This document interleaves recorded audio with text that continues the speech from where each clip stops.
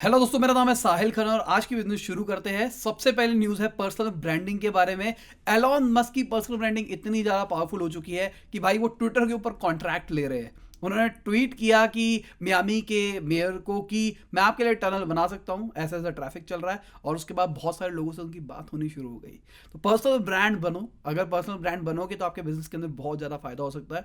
Social media entrepreneurship वाला course मैंने बना रखा है, जाके आप उसको चेक कर सकते हो। कुछ वीडियोस मिसिंग है, वो बहुत ही जल्दी आने वाली, शायद इसी हफ्ते के अंदर ही आपको, आने वाले हफ्ते के अंदर आपको मिल जाएगी। अगली खबर टेस्ला की है। भाई टेस्ला का रेट निकल के आ रहा है इंडिया के अंदर 47 लाख से 55 लाख के बीच में, जो कि बहुत ही ज़्यादा है मेरे हिसाब से आज के टाइम पे। और बहुत सारे लोग मुझे बोल रहे हैं भाई तेरे पास पैसा नहीं है इसलिए तू नहीं ले सकता, और तू इसलिए बोल रहा है। एक कंसल्टेंसी फर्म है एलएमसी ऑटोमेटिव करके, उनका कहना है 50 से 100 गाड़ियां बिकेगी एक साल के अंदर आने वाले कुछ सालों तक टेस्ला की।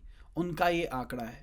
तो इतनी ही सेल एक्सपेक्ट करके चलो टेस्ला की। बहुत ज़्यादा हाइट तो क्रिएट हो गई है, क्योंकि भाई सिंपल सी बात, मेरा मानना है कि टेस्ला जो एलॉन मस्क है वो पैसे अपनी कंपनी को दूसरे तरीके से खर्च करने के लिए नहीं लगाते। वो अपनी पीआर के ऊपर बहुत पैसा खर्च करते हैं ताकि उनका नाम बढ़े। अभी मैं बात ही कर रहा हूँ, और हम आप जब भी मैं न्यूज़ बनाता हूँ ऑलमोस्ट एलॉन मस्क की बात हो ही जाती है। और कई लोग कहते हैं कि आप एलॉन मस्क के बारे में बहुत ज़्यादा बात करते हो। मैं बात नहीं करता, जितने भी न्यूज़ पोर्टल है वो सारे के सारे बात करते हैं। और मैं ये नहीं करना चाहता कि अगर कोई मार्केट में बात चल रही है उस बात को आपसे शेयर ना करूँ। मैं नहीं बताऊंगा तो कोई और बता देगा, तो इसलिए मैं शेयर करता हूँ। तो ये सारी चीज़ें आप अगर ध्यान से सोचोगे ना, ये सारा का सारा पीआर का गेम हो रहा है, और बहुत मोटा गेम हो रहा है सारा का सारा। और साथ में खबरें ये भी निकल के आ रही है, टेस्ला शायद गुजरात के अंदर अपनी फैक्ट्री लगा सकता है। तो सिंपल सी बात, जो बात चल रही है 2 से 3 साल तक वो इंपोर्ट करेंगे टेस्ला को, तो फैक्ट्री लगाने में टाइम लगता है। तो स्टार्टिंग में वो इंपोर्ट करेंगे, मार्केट को समझेंगे लोग क्या क्या करना चाहते हैं, क्या क्या नहीं करना चाहते। उसके बाद इंडिया के अंदर मैन्युफैक्चरिंग करेंगे, और इंडिया के अंदर जब मैन्युफैक्चरिंग होगी रेट रिलेटिवली बहुत कम हो जाएगा, बहुत ज़्यादा कम हो जाएगा। क्यों हो जाएगा? क्योंकि अभी गवर्नमेंट टैक्स बहुत ज़्यादा लगाती है इंपोर्ट के ऊपर, इस चक्कर में इतनी महंगी गाड़ी मिल रही है। और साथ में खबर एक और निकल के आ रही है, टेस्ला में एक इंजीनियर गया था भाई, उसने 6000 स्क्रिप्ट्स गायब कर दी है, मतलब चोरी कर ली है। और टेस्ला वालों ने उसके ऊपर कंप्लेन फाइल करी है। तो ये सारा का सारा, टेस्ला बेसिकली टेक्नोलॉजी कंपनी है, तो उनका सारा का सारा कोड के ऊपर काम चलता है। उनके कोड के ऊपर ही सारे के सारे लोग हाथ मारते रहते हैं, क्योंकि वो मार लिया। हार्डवेयर वाइज तो बहुत सारी बेटर कंपनीज है। टेस्ला आगे सॉफ्टवेयर वाइज में ज़्यादा अच्छी है, या फिर हम कहेंगे बैटरी टेक में थोड़ी सी अच्छी है। पर अगर बैटरी तो एक बार को रिप्लेस कोई और भी कर देगा, पर ये सॉफ्टवेयर है ना, सॉफ्टवेयर को बनाने में टाइम लगता है। तो लोग कॉपी मार रहे हैं और उसके बाद आगे शायद ब्लैक मार्केट में उसको बेच देते होंगे। अब इंडिया के ऊपर आते हैं, जनरल मोटर्स की अगर बात करके चलते हैं, तो कुछ टाइम पहले उन्होंने बोला था कि भाई हम एग्जिट कर रहे हैं इंडिया से, हम इंडिया से बिल्कुल छोड़ के जा रहे हैं। 25 दिसंबर आखिरी डेट रखी थी जहां पे उनका जो महाराष्ट्र के अंदर प्लांट था वो उसको बंद कर देते कंप्लीटली। तो गवर्नमेंट ने रोक दिया उनको, बेसिकली बंद नहीं कर रहे थे, वो बेच रहे थे एक चाइना की कंपनी को। और उनका ये प्लान था कि हम ये बेच के हम इंडिया से निकल जाएंगे। जनरल मोटर्स की गाड़ियाँ इंडिया में ज़्यादा नहीं बिकती, शेवलेट वगैरह वगैरह बीट चलती थी किसी ज़माने में, और उसके बाद अब देखते हैं तो अब कोई नई गाड़ियाँ नहीं आती उनकी। बेसिकली मेरा मानना उनका फेलियर का सबसे बड़ा रीज़न भी यही है कि वो कुछ अच्छी गाड़ियाँ नहीं निकालते, ज़्यादा गाड़ियाँ निकालते। टाटा महिंद्रा बहुत ही अच्छे तरीके से इंडियन मार्केट को केटर करते हैं, इंडियन मार्केट के हिसाब से गाड़ियाँ बनाते हैं। और मुझे ऐसा लगता है कि आप इंडिया के अंदर देखोगे टेस्ला सस्ता भी हो जाएगा ना, तो भी लोग ये टाटा महिंद्रा ये टाइप की इंडियन बेस्ड गाड़ियां लेना पसंद करेंगे, क्योंकि इंडिया के हिसाब से गाड़ियां बना रहे हैं। पर जनरल मोटर्स ऐसा नहीं कर रहा है इंडिया के अंदर, इस चक्कर में इंडिया के अंदर फेल होता जा रहा था, बहुत लॉसेस हो रहे थे। तो उन्होंने अपने आप को बेचने की कोशिश करी चाइना के ऊपर, चाइना की एक कंपनी को। पर गवर्नमेंट ने रोक दिया, क्योंकि चाइना की एफडीआई को रोका जा रहा है, चाइना की सारी कंपनीज को इंडिया के अंदर बाइकआउट किया जा रहा है। अगर हम थोड़ा सा ध्यान दें कुछ टाइम से, इस चक्कर में रोका जा रहा है। उन्होंने जो जनरल मोटर की मैनेजमेंट है, उन्होंने अपने इन्वेस्टर्स को मेल डाला है कि भाई ये चीज़ कंसर्निंग है, इस चीज़ के ऊपर हमको ध्यान देना पड़ेगा। अगर हम टाटा मोटर्स की बात करके चलते हैं, तो टाटा मोटर्स ने अपने पैसेंजर व्हीकल के प्राइसेस बढ़ा दिए। मैं बहुत टाइम से आपको बोल रहा था रेट बढ़ने वाले हैं, अगर किसी को लेनी है तो पहले ले लो। 21 तारीख से पहले अगर किसी ने टाटा मोटर्स की गाड़ी बुक करी है तो उसके प्राइस नहीं बढ़ेंगे, उसको उसी रेट पे मिलेगा। वरना बाद में इन्होंने 26,000 रुपये तक गाड़ी के रेट बढ़ाए। अगली एक बहुत बड़ी खबर है मेरे हिसाब से मार्केटर्स के लिए। सीसीपीए का कहना है कि अगर कोई कंपनी बिना साइंटिफिक एविडेंस के कोई भी ऐसा ड्रग बेचती है जिसमें कहते हैं कि वायरस को क्योर कर देगा, तो 2 साल तक की जेल हो सकती है और 10 लाख रुपए तक का उसको जुर्माना भरना पड़ सकता है। और ये चीज़ मैं जान करके इंक्लूड कर रहा हूँ, क्योंकि आज के टाइम पे बहुत सारे, मेरे को बहुत सारे लोग देखते हैं जो कि मार्केटर्स भी है। तो आजकल बहुत सारी कंपनीज मेरे को भी अप्रोच करती है जो कि आयुर्वेदिक कुछ बेच रहे हैं। वो कहते हैं कि हम एकदम कोरोना का इलाज दे देंगे, हमारा प्रोडक्ट मार्केट कर दो। तो भाई संभल के रहना, चाहे आपको कितना भी कुछ कहे, अगर साइंटिफिक एविडेंस है उनके पास तभी बात को मानना, वरना आप भी फंस सकते हो। अगली खबर जियो की है। जियो का भाई प्रॉफिट बढ़ा है, 15.5% राइज आया उनके प्रॉफिट के अंदर, पूरे जियो नेटवर्क के अंदर। और अगर हम रिलायंस की बात करके चलते हैं तो रिलायंस का भी प्रॉफिट बढ़ा है Q3 के अंदर। और देखा जाए तो पिछले साल उतना अच्छा नहीं रहा रिलायंस का, क्योंकि लॉकडाउन था, उसके जो रिफाइनरी वाला काम था वो सारा का सारा ठप था। इन्होंने जियो के ऊपर ज़्यादा फोकस किया, ध्यान वहाँ सारा का सारा भटकाया, और जो इनका पेट्रोकेमिकल का बिजनेस सारा का सारा खराब हो रहा था उसको इन्होंने छुपा के रखा हुआ था। फिर भी रिलायंस के अच्छे रिजल्ट्स आए हैं, और मुझे लगता है कि जब मार्केट खुलेगी मंडे को तो आपको रिलायंस में अच्छा गेन दिखाई दे सकता है। पर यहाँ पे मैं आपको एक चीज़ क्लियर करना चाहूँगा, ये जो शेयर मार्केट के रेट बढ़ते हैं घटते हैं, इससे कंपनी को कोई मेजर फर्क नहीं पड़ता, इससे कोई प्रॉफिट मार्जिन पे फर्क नहीं पड़ता है कंपनी का। ठीक है, अगर कंपनी प्रॉफिटेबल है तो है, लॉस में है तो है, उसकी वैल्यूएशन चाहे कितनी ज़्यादा भी हो जाए। ये वैल्यूएशन का गेम कब काम आता है? ये चीज़ तब आती है जब वो अपनी कोई ऑफरिंग लेके आती है मार्केट के अंदर। जैसे कि मान के चलते हैं अभी रिलायंस का शेयर बहुत ज़्यादा बढ़ा, रिलायंस वाले अपने 10% और शेयर डिल्यूट कर रहे हैं शेयर मार्केट के अंदर, और लोगों को कह रहे हैं ले लो। तो जब वो शेयर बेचेंगे तो करंट वैल्यूएशन के ऊपर बिकेगी, इस चक्कर में उनको वहां से पैसा मिल जाएगा। तो जो रेट बढ़ता है ना, इससे कंपनी को कोई डायरेक्टली फायदा नहीं होता। हाँ, जिसके पास जो ओनर होता है वो दुनिया का सबसे अमीर बंदा बन जाता है, जिसके भी मतलब जितने परसेंट शेयर होता है उसके सबसे अमीर होता रहता है, पर उसकी वजह से उसके पास कैश इन हैंड इतना ज़्यादा नहीं हो जाता। अगर हम बात करके चलते हैं मुकेश अंबानी की, एलॉन मस्क की, उनकी नेटवर्थ इतनी ज़्यादा हो रखी है, इसका मतलब ये नहीं है कि उनके पास इतना पैसा लिक्विड फॉर्म के अंदर पड़ा है। इसका मतलब ये है कि उनके पास जो शेयर्स पड़े हैं उसकी वैल्यू इतनी है, अगर वो उस शेयर्स को उस टाइम पे उस रेट के ऊपर बेचेंगे तब उनके पास ऐसा पैसा आ सकता है, जो कि नहीं होगा, क्योंकि जब वो इतनी हाई क्वांटिटी के शेयर्स बेचेंगे, जैसे मुकेश अंबानी कहते हैं मैं अपने सारे शेयर बेच रहा हूँ, रिलायंस के शेयर का प्राइस एकदम घटना शुरू हो जाएगा जैसे वो हटेंगे। तो उनको हम अभी करंट रेट के ऊपर चेक कर रहे हैं, पर बाद में रेट कम हो जाएगा, तो ये चीज़ें वैलिड नहीं होती। उसके बाद जो पैसा आएगा उसके ऊपर भी टैक्स लगेगा, ये प्री टैक्स वाली बात है, इसके बाद टैक्स भी तो लगना है, तो नेटवर्थ कम हो जाएगी। जो कैश इन हैंड होता है वो अलग होता है। तो ये चीज़ क्लियर करनी जरूरी थी मेरे हिसाब से, क्योंकि बहुत सारे लोग मुझे एक क्वेश्चन भी पूछते हैं और बहुत सारे लोगों के दिमाग में थॉट भी होगा। अगली खबर न्यूजीलैंड के सेंट्रल बैंक की है। उनको जो स्टैट्स निकालने थे कि भाई कितने बंदों को लोन दिया है, क्या हुआ है क्या नहीं हुआ, उन्होंने कहा अभी हम पोस्टपोन कर रहे हैं इस चीज़ को। अब रिसेंटली उनके ऊपर साइबर अटैक हुआ था, तो वो कह रहे हैं अभी हम उसके ऊपर ध्यान ज़्यादा दे रहे हैं और जल्दी हम अपडेट निकाल देंगे स्टैट्स के बारे में। अगली खबर इंडिया की पावर डिमांड की है। भाई ऑल टाइम हाई हो गई है, मतलब अभी तक इतिहास के अंदर सबसे ज़्यादा डिमांड है, और ये एक अच्छी खबर है अगर आप ध्यान से समझने की कोशिश करो। डिमांड बढ़ने का मतलब इंडस्ट्रियल में इलेक्ट्रिसिटी की कंजम्पशन बढ़ रही है, घर के अंदर तो जितना लगता है उतना ही लगता है। ठीक है, कोई ये नहीं हो रहा कि गर्मी में पीक पड़ रही है, लोग दबा के एसी चला रहे हैं, ऐसा हो गया वैसा हो गया। अभी मौसम ठीक ठाक है, हर जगह पे ऑलमोस्ट मौसम ठीक ठाक है, तो इतना ज़्यादा एसी की रिक्वायरमेंट नहीं पड़ रही है। जो इलेक्ट्रिसिटी कंजम्पशन आती है वो मेजरली बिजनेस सेक्टर के अंदर आती है, और बिजनेस अगर ज़्यादा कंजम्पशन कर रहे हैं मतलब ज़्यादा माल प्रोड्यूस कर रहे हैं, मतलब अच्छा हो रहा है, हमारी डायरेक्शन अच्छी जा रही है। और अगर हम ICRA की बात मान के चलते हैं तो उनके हिसाब से इस क्वार्टर के एंड तक हम रिसेशन से बाहर निकल जाएंगे, और ये बहुत बड़ी खबर है रिसेशन से इतनी जल्दी अगर हम बाहर निकल जाते हैं तो। अगली खबर NSE की है। भाई NSE दुनिया का सबसे बड़ा डेरिवेटिव मार्केट निकल के आया है दुनिया का, जिसमें सबसे ज्यादा ट्रेड होता है। और अगर हम number of cash equity trades की बात करके चलते हैं तो चौथे नंबर पे आया है NSE।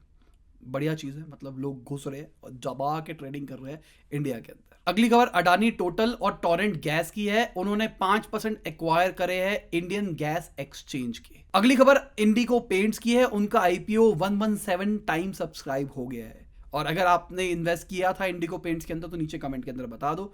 मेरे को ऐसा लगता है शायद ये भी बम्पर ओपनिंग से ही खुलेगा। अगर हम आदित्य बिरला ग्रुप की बात करके चलते हैं तो भाई सुनने में आ रहा है वो भी पेंट इंडस्ट्री के अंदर घुस सकते हैं। उनका कहना है आने वाले 2-3 साल के अंदर हम 5,000 करोड़ रुपया इन्वेस्ट करेंगे इस सेक्टर के अंदर। अगली खबर इंडिया के फॉरेक्स रिजर्व की है। 1.83 बिलियन डॉलर कम हो गया है अगर पिछले हफ्ते से हम कंपेयर करके चलते हैं, मतलब गवर्नमेंट ने उसको बेच दिया है। गवर्नमेंट धीरे धीरे करके बेच रही है, जो कि मैं देख रहा हूं। तो अगर इस तरीके से सेलिंग चलती है गवर्नमेंट की तो आप देखोगे कि रुपीज और डॉलर का रेशियो इंप्रूव होता चला जाएगा। इंप्रूव मतलब रुपी महंगा होता चला जाएगा, मतलब $1.75-76 तक भी पहुंच सकता है अगर गवर्नमेंट इस तरीके से धीरे धीरे सेलिंग करती है, और मुझे लगता है गवर्नमेंट करने वाली है। अगली खबर इंडिया रेटिंग्स की है। उनका कहना है कि अभी जो बजट आने वाला है गवर्नमेंट को सप्लाई साइड पे ध्यान कम देना चाहिए, डिमांड साइड पे ज्यादा देना चाहिए। जो हमारे बजट्स आते हैं वो बेसिकली सप्लाई साइड के ऊपर ज्यादा आते हैं, जहाँ पे सप्लाई को ज्यादा प्रायोरिटी दी जाती है, यहाँ पे डिमांड साइड के ऊपर फोकस करना चाहिए। देखते हैं, आते हैं, जो होता है देखा जाएगा। मेरे हिसाब से मुझे लगता है कि बजट शायद अच्छा होगा। अगर मैं राकेश झुनझुनवाला जी की बात करके चलता हूं तो उनका कहना है कि गवर्नमेंट को ज़्यादा टैक्सेस नहीं बढ़ाने चाहिए, इस साल पे फोकस नहीं करना चाहिए टैक्सेस के ऊपर। उनका कोशिश करना चाहिए कि पहले भी लोग कमा ले, उसके बाद में वो टैक्सेस बढ़ाए, जो भी उनको करना है। अगली खबर, जो ईडी है और जो सीआईडी है, बहुत सारी अलग अलग स्टेट्स की, उन सब ने मिलके भाई एक कमेटी बनाई है जहां पे जितनी भी चाइनीज एप्स है